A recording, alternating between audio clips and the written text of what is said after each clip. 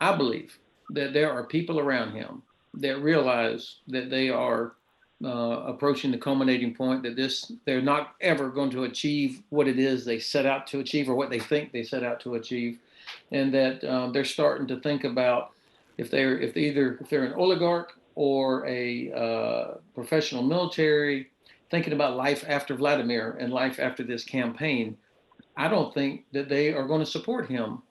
Today's Ukraine military claimed that over 14,000 Russian troops have been killed in the first 3 weeks of the invasion. Russian officials also claim that the Russians have lost a huge amount of military equipment, including around 1,400 armoured troop carriers, 60 tanks, and over 100 jet fighter planes and helicopters. Now, we can't independently verify those claims, but if the true picture is anything near that, then it really is quite astonishing. Ukrainian forces have also claimed to have killed a fifth top Russian general, while back in Moscow, there are rumours of dissent among the top brass, with sackings and arrests of key military, political and intelligence personnel. So the question we're interested in exploring today is, well, is Russia, with its vastly superior numbers of men and armaments, actually losing the war in Ukraine? Ben Hodges, retired US Army general and former commander of US Army forces in Europe, joins me now. Good afternoon. Good afternoon, Alexis. Good afternoon. Thank you for joining us. And also Shashank Joshi, defense editor for The Economist. I beg your pardon for your previous title earlier. He was previously a senior research fellow at the military think tank RUSI. Shashank, good afternoon to you. Thanks for joining us. Very good afternoon, and hello to Ben as well. I'd like to start with you, General, first. What is your... What we're asking the question, is Russia actually losing the war? Is it too early to tell? But things have definitely not gone to plan. So how do you see it? So, first of all, things definitely are going bad for Russian Federation forces for a variety of reasons. Some are obvious, some not so obvious. I would say that we are in the decisive phase of this campaign, and probably within the next 5 to 7 days, Russia is going to reach their culminating point. This is the Clausewitzian concept where an attacking force literally runs out of impetus. It runs out of people or ammunition or the will to continue, typically due to a combination of stronger than anticipated resistance and poor provision. And I think this is where Russia is at in their campaign.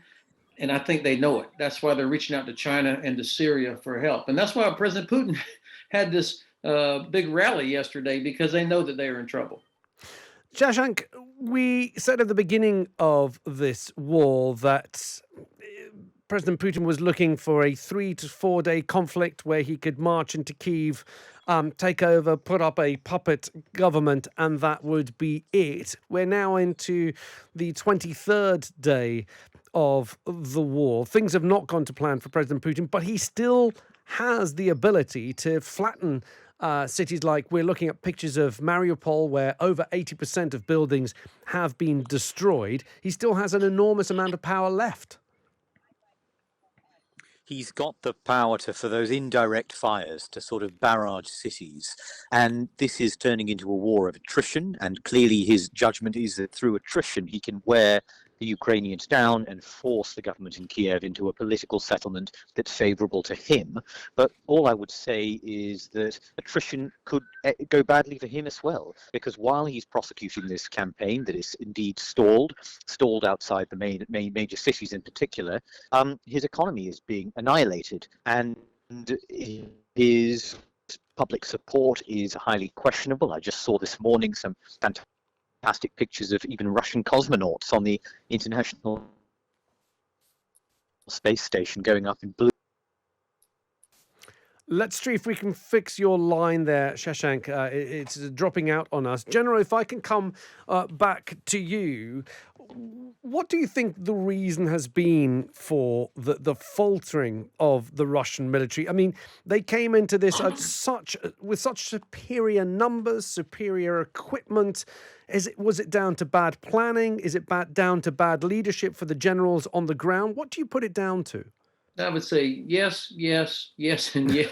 Right. Not to make light of it, but look, they do not have experience, operational experience of doing joint operations the way the British, American, French, and other allied forces have done, whether it was Afghanistan or Iraq, or even on our large scale exercises. They don't have the experience to do that. And so, because they don't have the experience, you make terrible assumptions on your logistical planning.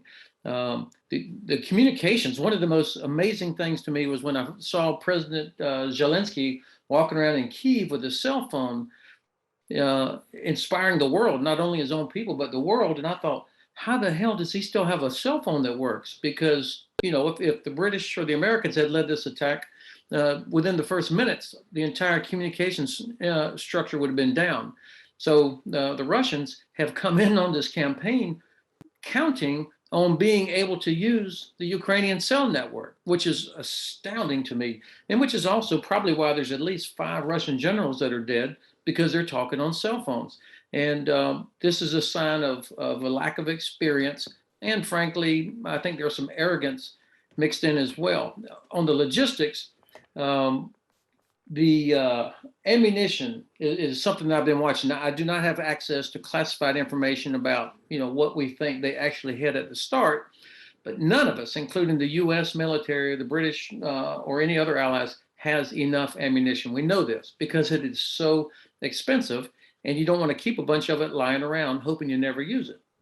I would imagine the Russians are in the same boat. And so they would not have had a huge stock of ammunition if they thought they were going to be done in 4 or 5 days. And this is not something you can produce rapidly, especially what we call preferred munitions, which are the more precision, higher payload, larger warhead type munitions. And so when you do get into combat, your ammunition consumption goes way above what your peacetime training numbers or even your estimates would be, because this is no kidding. Now you're really trying to kill people or suppress the opposition, and it's even more. It's exacerbated when you are fighting in and around cities. So these are the things that I'm seeing that cause me to think that this is a reflection of lack of experience. And then one last thing, I think this is also decades of corruption. Clearly, they do not have a culture of transparency and honest reporting on the status of units and people. I see that number of 900,000. I would bet you lunch the next time we meet that they don't have more than 500,000 or 600,000 actual bodies. That those are numbers. People probably getting money based on numbers versus actual warm bodies. I doubt they could put 400,000 fit soldiers in the field if they took every single person from across the country. No bet, General. I'm pretty convinced that you're absolutely right. I believe we got Shashank back on the line. Shashank, are we in danger a little bit, perhaps, of overplaying how badly Russia is doing? Because a lot of the information that we're getting is coming from the Ukrainian authorities. We don't really have any methods independently of verifying all that information. So should we be a little bit cautious of how badly Russia is doing, and also what they're capable of, even as badly as things are going for them? Yes, I think that's right. I think the thing to remember is we have very little information in particular about the state of Ukrainian forces. What casualties have they taken? Most of what we see inside the cities is their territorial defense unit, with the regular army really isn't anywhere to be seen in a very visible way. And in particular, I think, here's a real concern. We don't know what the state of their forces are in what they used to call the Joint Forces Operation, JFO, which is that little area around Donbass in the east of the country. And certainly some of the officials I've been talking to in Ukraine and outside have a concern that if the Russians can move north from Crimea and keep heading north, and they can move south from Kharkiv, where they're, of course, stuck at the moment, then there is a risk of encirclement of those Ukrainian forces. So we should be very mindful of how little we do still know about Ukrainian casualties, Ukrainian losses, although there's no doubt at all their morale and their will to fight is extremely strong, and impressively so. General, just one final question to you. Should we be worried about President Putin realizing that he's not going to win the war how he intended, which was a quick war. We now know that things are not going to plan. Should we be worried about what he might try and do? This is the continuing sort of shelling, flattening of cities. There has been talk of, I think it was the first week where he put his nuclear forces on alert. People are also worried about chemical weapons. We have those experiences from Syria and other battle theatres. Should we be worried about the fact that the war is not going that well for Russia? It might mean that they might resort to some desperate measures. Well, Alexis, the Russian way of war is medieval. I mean, they may have hypersonic systems and long-range rocket launchers and all of that, but still it's a medieval mindset. So smashing cities, murdering innocent people is kind of part and parcel of how they've operated for centuries. So this should not be a terrible surprise to us, but we do have to figure out a way to stop it. I think I agree with Fiona Hill when she said, oh, yes, he would. When she was asked, would Putin use chemical weapons or nuclear weapons? Yes, he would, but not necessarily that he will. I believe that there are people around him that realize that they are approaching the culminating point, that they're not ever going to achieve what it is they set out to achieve or what they think they set out to achieve, and that they're starting to think about if they're an oligarch or a professional military, thinking about life after Vladimir and life after this campaign. I don't think that they are going to support him, and certainly in the idea to employ nuclear weapons. Chemical weapons, I'm not so sure, but still that will put things in a different category, whether it's a chlorine thing or a much more deadly nerve agent. But our main effort, thinking about those alleged 200,000 people, is we need to be targeting 130,000 Russian families who have to send their son to report to conscription centers on 1 April. If we could get just 10 or 20% of those 130,000 families to say, hell no, my son is not going to become a conscript and cannon fodder in this war against Ukraine, that would send a shockwave across Russia. I think it would energize and embolden those thousands of protesters we've already seen. And I think this is just as important as providing the weapons to the Ukrainians. It's providing information to Russians to penetrate the wall the wall that has been put up by the Kremlin. In general, quite a lot of people have been perhaps secretly wishing that President Putin would be overthrown by his own side, by his own intelligence officers or generals, or the people that are around him. Do you think there's any hope of that still materializing? When I hear regime change, I get a bad taste in my mouth. But I think the Russian people, they can't be separated from this. They're not all guilty of it, but he's in power because of some oligarchs, some corrupt military, and generally, according to them, a large percentage of the population supports what he's doing. They are going to have to be a part of the solution, at least putting pressure on the Kremlin and not enabling this war to continue.